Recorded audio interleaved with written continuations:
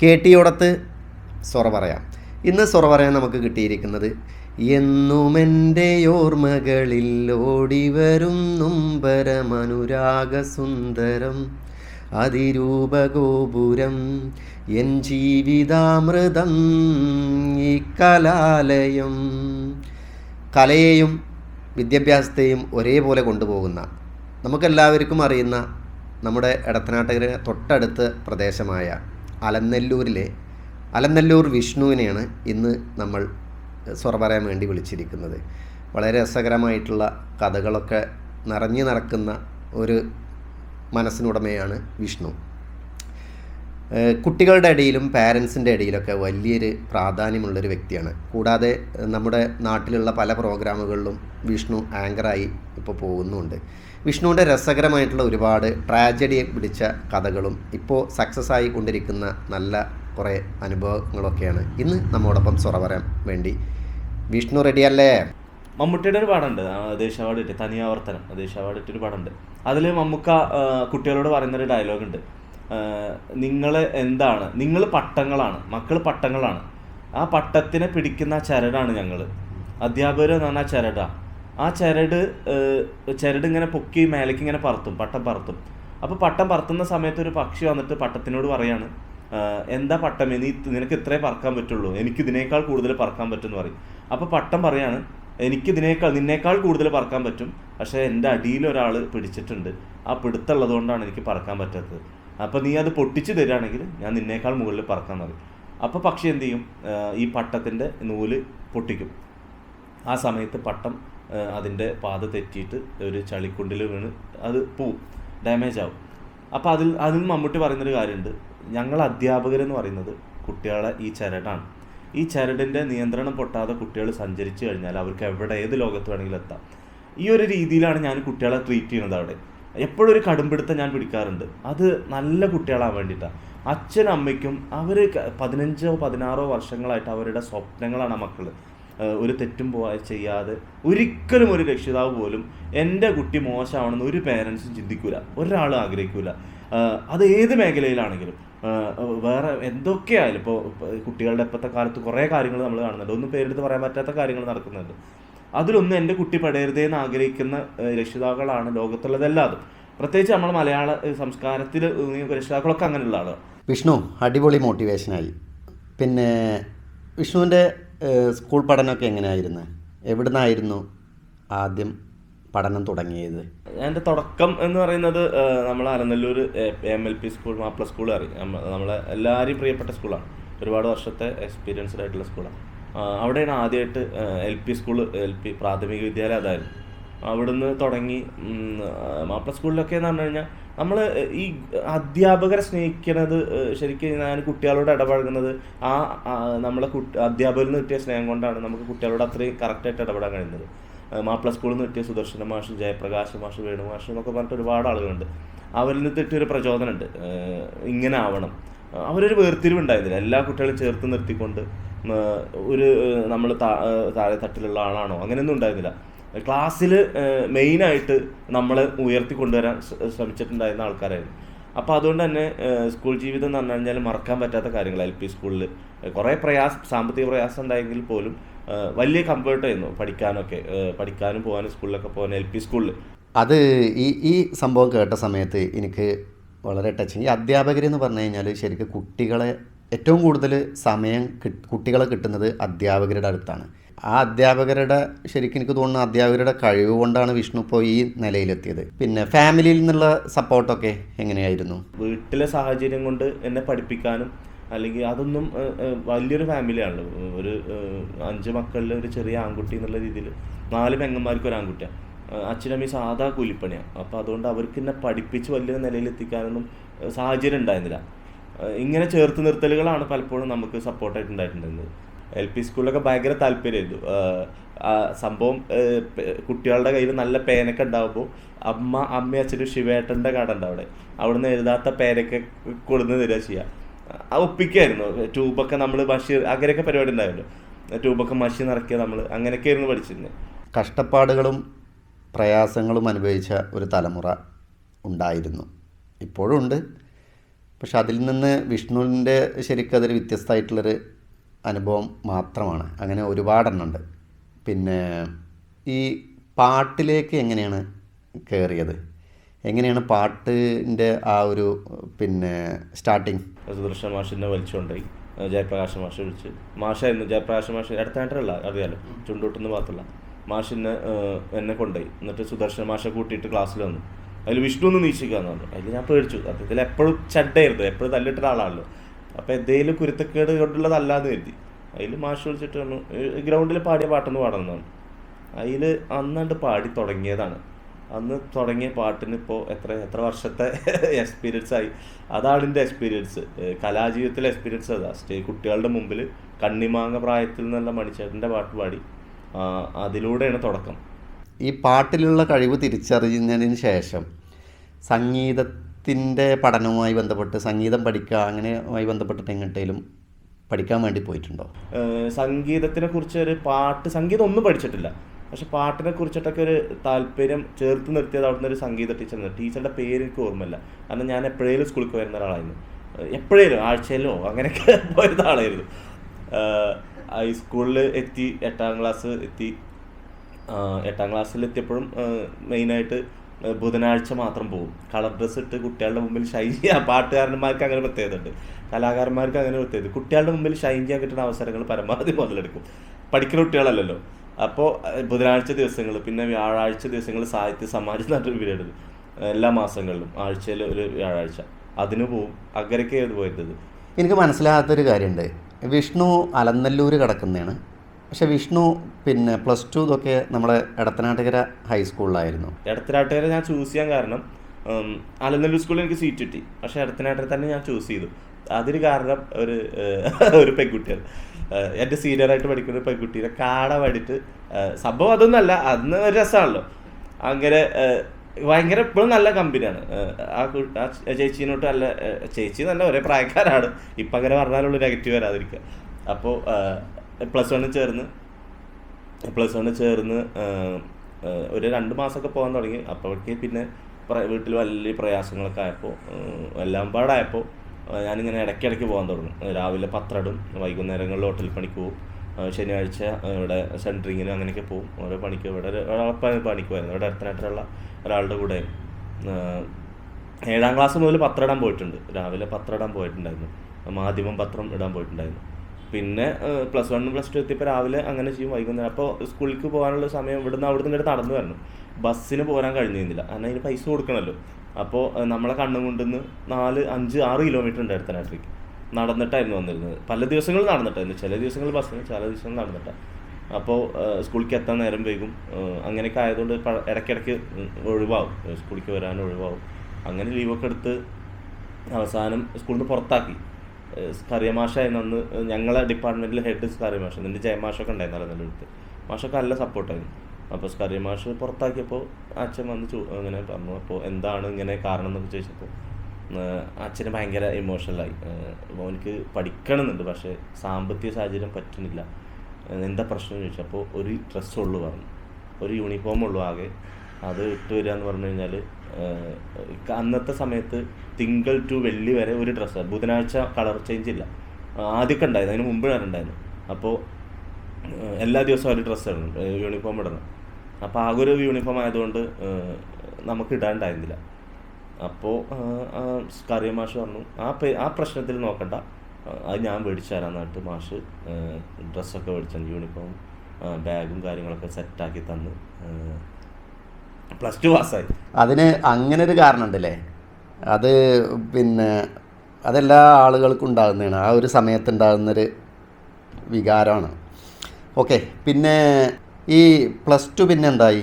+2 കഴിഞ്ഞിട്ട് പിന്നെ ഏതെല്ലാം ഡിഗ്രി പോയോ? ഡിഗ്രി നമ്മൾ പുലരി പ്രൈവറ്റായിട്ട് ചേർന്നായിരുന്നു. പ്രൈവറ്റായിട്ട് ചേർന്ന് ഡിഗ്രി തോറ്റു, 1-2 വിഷയങ്ങളൊക്കെ പോയി. പിന്നെ ഞാനത് അണ്ണാമലയിലേക്ക് ട്രാൻസ്ഫർ ചെയ്തിട്ടാണ് ഡിഗ്രി കഴിഞ്ഞത്. അങ്ങനെ ഡിഗ്രി പ്രൈവറ്റായിട്ട് ചേർന്ന് പഠനം ഒരു വഴിക്ക് അങ്ങനെ പോകുന്നു. ഈ പഠനത്തിന് ആവശ്യമായിട്ടുള്ള ഫണ്ട്, അതായത് നമ്മുടേതായിട്ടുള്ള ചിലവുകൾ ഇഷ്ടം പോലെ ഉണ്ടാവുമല്ലോ, അതിനൊക്കെ എന്തായിരുന്നു ചെയ്തിരുന്നത്? അപ്പോൾ ഡിഗ്രി കഴിഞ്ഞ് പിന്നെ ഇപ്പോൾ PG കഴിഞ്ഞ് ഇപ്പോൾ BEd സെക്കൻഡ് ഇയർ വിദ്യാർത്ഥിയാണ്.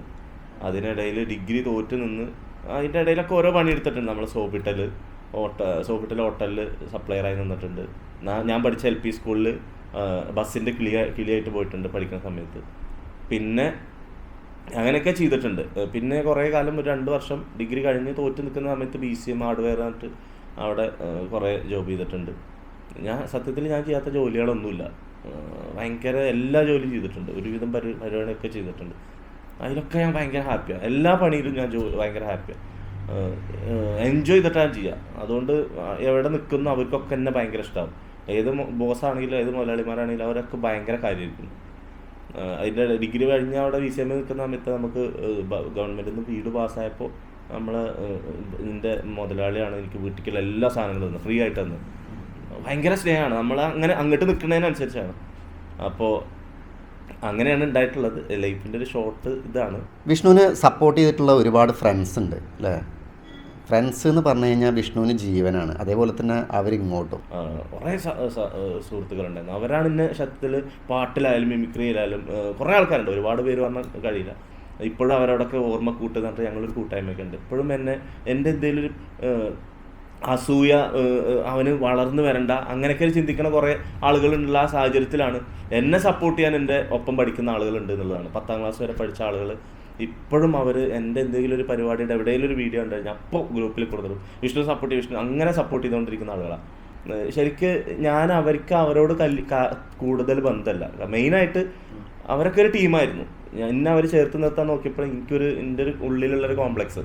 കാരണം ഞാൻ സ്കൂളിലേക്ക് പോയിരുന്നില്ല, എല്ലാവരോടും ബന്ധമല്ല. ഇപ്പോഴും അവർ ഗ്രൂപ്പിൽ എന്നെക്കുറിച്ച് കാര്യങ്ങളൊക്കെ പറയുമ്പോഴൊക്കെ ഞാനിങ്ങനെ അതിശയിക്കലുണ്ട്.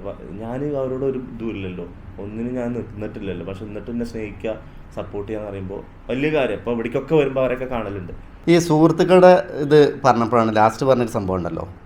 ഞാൻ ഡിഗ്രി പഠിക്കുന്ന സമയത്ത് ശരിക്കും 3 വർഷത്തെ ഡിഗ്രിക്ക് ഞാൻ ശരിക്കും ലാസ്റ്റ് 1 ഇയർ മാത്രമാണ് കോളേജിലേക്ക് പോയിട്ടുള്ളത്. ബാക്കിയുള്ള സമയത്തൊക്കെ ശരിക്ക് ക്ലാസ് കയറാറില്ല. സ്പോർട്സ് കോട്ടയിൽ അഡ്മിഷൻ കിട്ടിയിരുന്നു ഫുട്ബോൾ.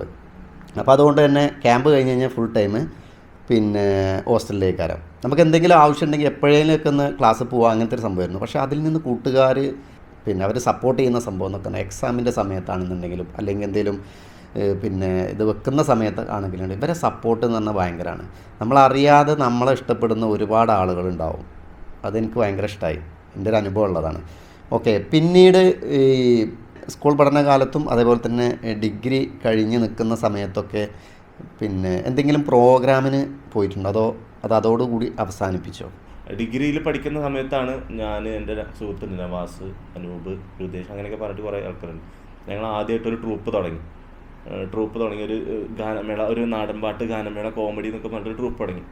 അത് ആ വർഷം തന്നെ അവസാനിപ്പിക്കുകയും ചെയ്തു. കാരണം ഒരു നല്ലൊരു സ്റ്റേജിൽ പരിപാടി ഇട്ടപ്പോൾ കൊളായി. അത് പരിപാടിക്ക് കല്ലേറൊക്കെ കിട്ടാൻ തുടങ്ങി. അതിലത് അവസാനിപ്പിച്ചു. അതോടുകൂടി ആ പരിപാടി നിർത്തി. പിന്നെ നമ്മളെ ബാബു, ഷഹനീർ ബാബു, അങ്ങനെ ആറുനെല്ലൂരുണ്ട്, ബാബുക്ക, സുധീർക്ക, പ്രശോഭേട്ടൻ എന്നൊക്കെ പറഞ്ഞിട്ട് കുറേ ആൾക്കാരുണ്ട്.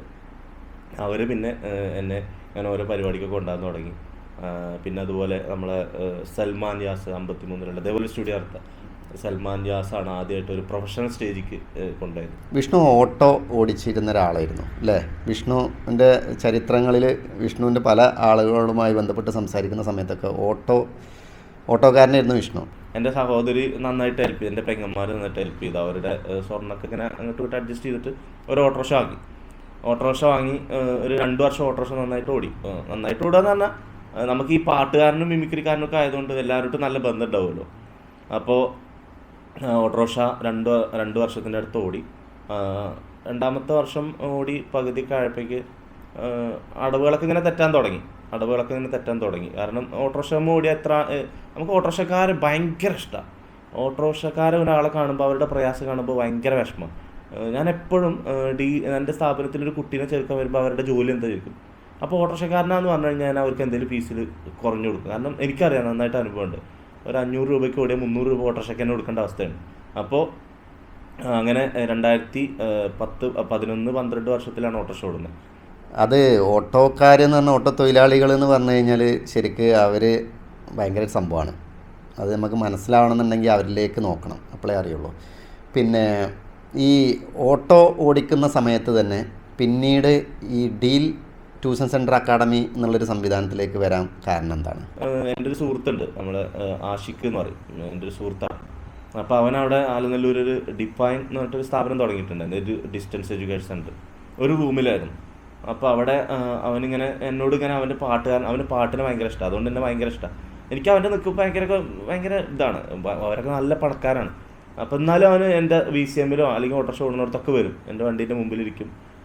എനിക്ക് ഭയങ്കര ചമ്മലൊക്കെയാണ്. നമ്മളെ ഇതിൽ എന്തിരൻ സിനിമയിൽ ഐശ്വര്യ റായിയുടെ അടുത്ത് കലാപരിപാടിച്ചായിട്ട് നിൽക്കുന്ന പോലെ എൻ്റെ ഉള്ളിലൊരു കോംപ്ലക്സാണ്. കാരണം അവൻ അത്രയും വലിയ ആളുകളാണ്. അപ്പോൾ അവരൊക്കെ എടുത്ത് വന്ന് എന്നിട്ട് അവൻ എൻ്റെ അടുത്ത് ഓരോ പാട്ടൊക്കെ ഇങ്ങനെ പാടിത്തരും. അതിൽ അവൻ എൻ്റെ അടുത്ത് പറഞ്ഞു, എന്താ പരിപാടി ചോദിച്ചു. ഞാനിങ്ങനെ ഓട്ടോറിക്ഷ ഓടുകയാണ്. അപ്പോൾ എന്നാൽ എനിക്ക് എൻ്റെ ഒപ്പം കൂടെ ചോദിച്ചു. അപ്പോൾ എന്താ ഞാനിങ്ങനെ ഡിസ്റ്റൻസ് എഡ്യൂക്കേഷൻ നടത്തുന്നുണ്ട്, കുട്ടികളെ ആക്കി തന്നാൽ മതി, എനിക്ക് ഏതായാലും കുറേ കണക്ഷൻ ഉണ്ടല്ലോ, കുട്ടികളെ ചേർത്ത് തന്നാൽ കമ്മീഷൻ ഇതൊക്കെ തരാമെന്നൊക്കെ പറഞ്ഞു. അവന് ഇങ്ങനെ കൂട്ടി, എന്നാലും ഓട്ടോറിക്ഷ ഓടൽ വേണം, പാർട്ട് ടൈം ആയിട്ട് എൻ്റെ കൂടെ കൂടിക്കോന്നൊക്കെ പറഞ്ഞു. അങ്ങനെ ഞാൻ ആഷിഖിൻ്റെ കൂടെ കൂടി. ആഷിഖ് ഡിസ്റ്റൻസ് എഡ്യൂക്കേഷൻ ആയിരുന്നു, അതിൽ ഓൺലൈനോ അങ്ങനെ എന്തൊക്കെ ട്യൂഷനും കാര്യങ്ങളൊക്കെ ഉണ്ടായി. അപ്പോൾ അതിൽ കുട്ടികളൊക്കെ ഞാൻ പരിചയമുള്ള കുറേ കുട്ടികളെ ചേർക്കാനൊക്കെ തുടങ്ങി. അങ്ങനെ തുടങ്ങി ഒരു വർഷം മുന്നോട്ട് പോയപ്പോഴേക്കും ആഷിഖിന് അവൻ്റെ ബിസിനസ് ആയിട്ട് അവന് ഗൾഫിക്ക് പോയി, പ്രവാസിയായിട്ട് പോയി. അപ്പോഴാണ് പിന്നെ ഇത് അടച്ചു, ഈ സ്ഥാപനം അടച്ചിട്ടു. ഒരു റൂമും ഇങ്ങനത്തെ റൂമായിരുന്നു, നല്ല സെറ്റപ്പ് റൂമായിരുന്നു. അപ്പോൾ പൂട്ടി നിൽക്കുന്ന സമയത്ത് അവൻ്റെ ഉമ്മ എന്നെ വിളിച്ചു. ഭയങ്കര സ്നേഹമാണല്ലോ ഫാമിലി വരെയായിട്ട്. അതിൽ ഉമ്മ വിളിച്ചിട്ട് പറഞ്ഞു, ഇങ്ങനെ അവന് ആ റൂം ഒഴിവാക്കുകയാണ്, എന്തെങ്കിലും തുടങ്ങാൻ വിഷ്ണുവിന് പ്ലാൻ ഉണ്ടോ ചോദിച്ചു. അപ്പോൾ ഞാനിങ്ങനെ മനസ്സിൽ തോന്നി, ഞാൻ പണ്ടിങ്ങനെ ആഗ്രഹിച്ചായിരുന്നു ഒരു ട്യൂഷൻ സെൻറ്റർ തുടങ്ങിയാലോ, ചിലപ്പോൾ സക്സസ് ആയാലോ ഇങ്ങനെ ആഗ്രഹിച്ചു, അങ്ങനെ തോന്നി. അങ്ങനെ ആ ഒറ്റ റൂമിൽ ഒരു 3-4 സ്റ്റാഫ് ഉണ്ടായിരുന്നു അവിടുത്തെ. പക്ഷേ അവർ ഒപ്പം നിന്നു എന്നുള്ളതാണ്, കൂടെ നിന്നു. ഞാൻ മാനേജ്മെൻറ്റ് മാറി അല്ലെങ്കിൽ ഞാൻ നിന്നതുകൊണ്ട് അവരെൻ്റെ കൂടെ നിൽക്കാതിരുന്നതില്ല. അവരൊക്കെ സുനീറ, പിന്നെ ജിഷ, അങ്ങനെ കുറേ ആൾക്കാർ, പിന്നെ നമ്മളൊരു ആൻറ്റി ഉണ്ട് ശൈലജ ആൻറ്റി, അവരൊക്കെ ഭയങ്കരമായിട്ട് കൂടെ വന്നു. ഒരു ആൻറ്റീനൊക്കെ സാലറി കൊടുത്തിട്ടില്ല, ഒരു 5-6 മാസമൊക്കെ ഭയങ്കരമായിട്ട് ഒപ്പം നിൽക്കുക ചെയ്തത്. ഡീൽ അക്കാഡമിക്ക് അങ്ങനെ ഒരു ചരിത്രം ഉണ്ട് അല്ലേ? ഡീൽ അക്കാഡമി ശരിക്ക് ജനനം കൊണ്ട ചരിത്രം വളരെ രസമായി.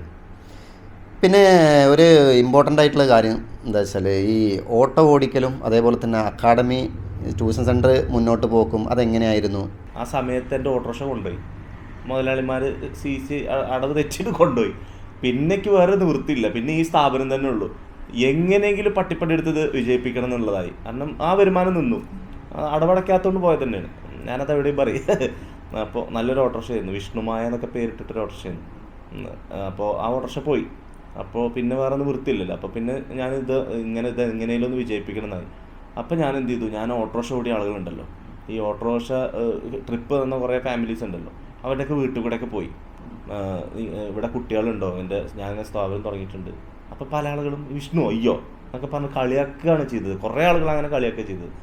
എനിക്കൊന്നും അത് കഴിയോ തോന്നുന്നില്ല, വെറുതെ അതിന് നിൽക്കണ്ട എന്നൊക്കെ പറഞ്ഞു. ഒപ്പം നിൽക്കുന്ന ആളുകൾ പോലും പറഞ്ഞു, അത് ഇടങ്ങാറാവണ്ട, അങ്ങനെ ഒരു സ്ഥാപനം തുടങ്ങി നടക്കൂല എന്നൊക്കെ പറഞ്ഞു. പിന്നെ ഞാനിങ്ങനെ ഭയങ്കര താല്പര്യത്തോടെ, വേറെ നിർവൃത്തിയില്ലല്ലോ. ഒന്നാമത് വയസ്സ് ഒരു 20-22, 2012 ആ സമയമൊക്കെ ആയിട്ടുണ്ട്, 2013-14 ആയിട്ടുണ്ട് ആ സമയം. അപ്പോൾ 14 ആ കാലഘട്ടമായിട്ടുണ്ട്. അപ്പോൾ എങ്ങനെയും കുട്ടികൾ വേണം. ഞാനിങ്ങനെ ഒരുപാട് അലഞ്ഞ്. അപ്പോൾ പിന്നെ കുറേ കുട്ടികൾ, 4-5 കുട്ടികൾ, നമ്മളെ കുറച്ച് ആളുകൾ ഇങ്ങനെ 5-6 കുട്ടികൾ വന്നു ചേർന്നു. അപ്പോൾ അതിങ്ങനെ റൺ ചെയ്ത് ഇങ്ങനെ കൊണ്ടുപോകായിരുന്നു. അപ്പോൾ ആ സമയത്താണ് എൻ്റെ സുഹൃത്ത് വിനോദ് എന്ന് പറഞ്ഞിട്ടൊരാൾ, സുഹൃത്തല്ല വിനോദ് മാഷ്, അദ്ദേഹം തൊട്ടപ്പുറത്ത് നമ്മുടെ ബിൽഡിങ്ങിൻ്റെ ഒരു 1/2 കിലോമീറ്ററിൻ്റെ അപ്പുറത്തിൻ്റെ ഉള്ളിൽ ഒരു ട്യൂഷൻ സെൻ്റർ നടന്നിരുന്നു. അപ്പോൾ അത് എന്തൊക്കെ പ്രയാസം കൊണ്ട് അടയ്ക്കുകയാണെന്ന് പറഞ്ഞു. അപ്പോൾ നിനക്ക് ആ കുട്ടികളെ വേണമെന്ന് ചോദിച്ചു. ഒരു 6-8 കുട്ടികളുണ്ടായിരുന്നു, 8 കുട്ടികളൊക്കെ ഉണ്ടായിരുന്നു. അപ്പോൾ വളരെ സന്തോഷത്തോടെ. പിന്നെ ഞാൻ രോഗിച്ചത് ബാലുവായി കൽപ്പിച്ചത് പാലാണല്ലോ. ഞാൻ പറഞ്ഞു ആയിക്കോട്ടെ നമുക്ക് തുടങ്ങാമെന്ന് പറഞ്ഞു. അപ്പോഴും പല ആളുകൾ പറഞ്ഞു അത് വേണ്ട, അങ്ങനെ വേണ്ട എന്നൊക്കെ പറഞ്ഞു. പക്ഷെ എന്നിട്ട് ഞാനത് എന്ത് ചെയ്തു, ഞാനത് എല്ലാം ഇതൊക്കെ ഉണ്ട് വിചാരിച്ചായിട്ട് തുടങ്ങുമ്പോൾ 6 കുട്ടികളെ വന്നിരുന്നത്.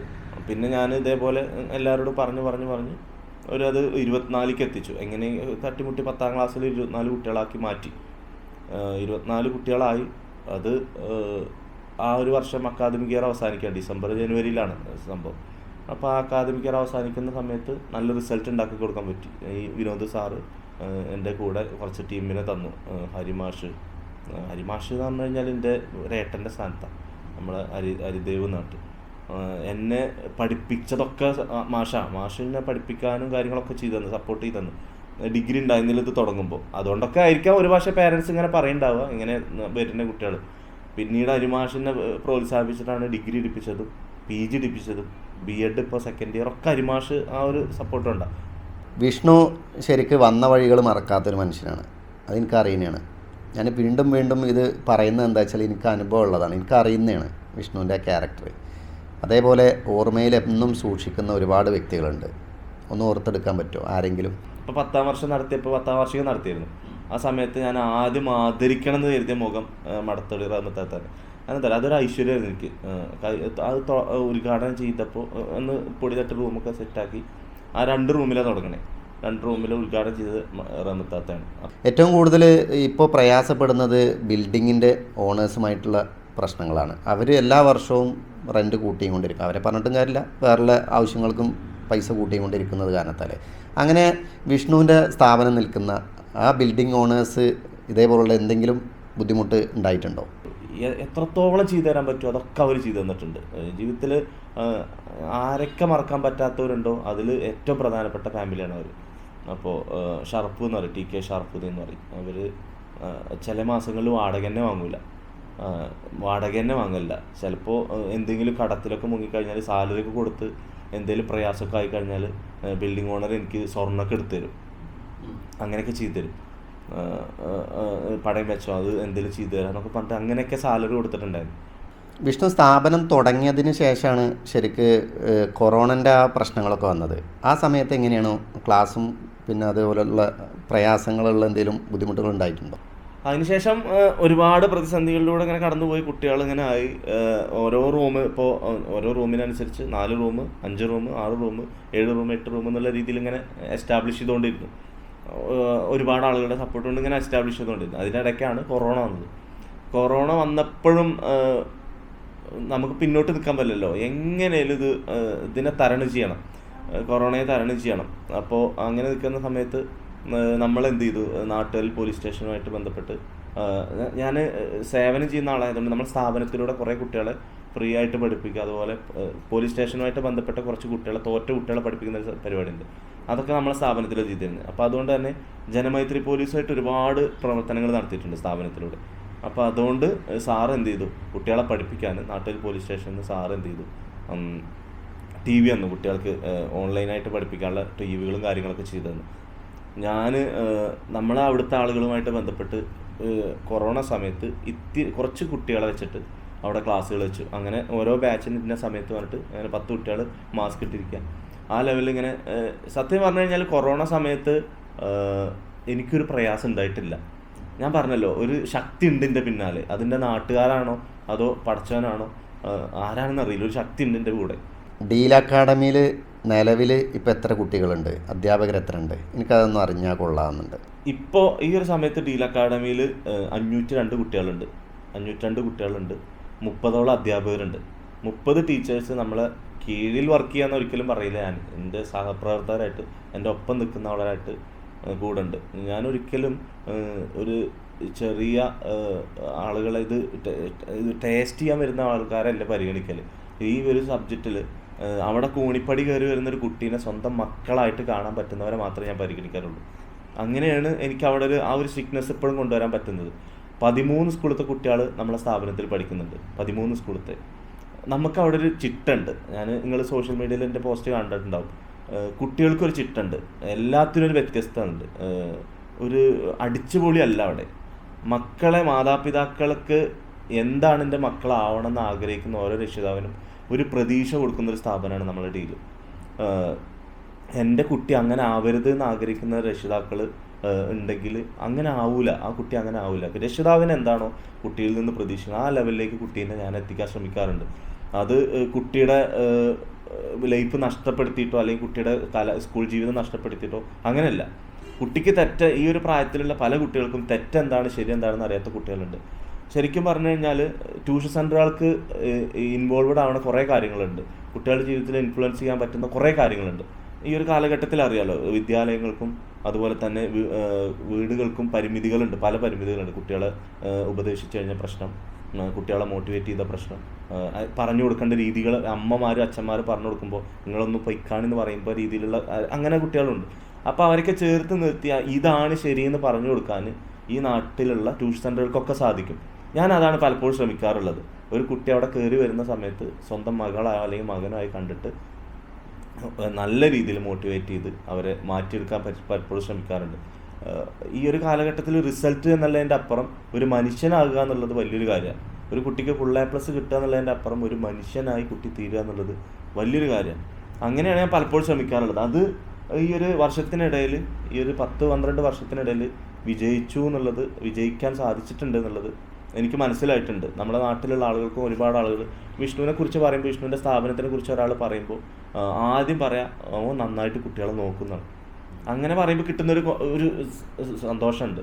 മറ്റുള്ളവർ നമ്മളെക്കുറിച്ച് പബ്ലിസിറ്റി ആക്കുമ്പോഴാണ് നമ്മൾ യഥാർത്ഥ വിജയികളാവുന്നത്. ആ ഒരു കാര്യമാണ് ഇപ്പോൾ പറഞ്ഞത്. നമ്മുടെ നാട്ടുകാർ നമ്മളെ അംഗീകരിച്ച് നമ്മളിൽ ഒരു വിശ്വാസം അർപ്പിക്കുന്നത് വലിയൊരു സംഭവമാണ്. ഭയങ്കര ഇഷ്ടമായി.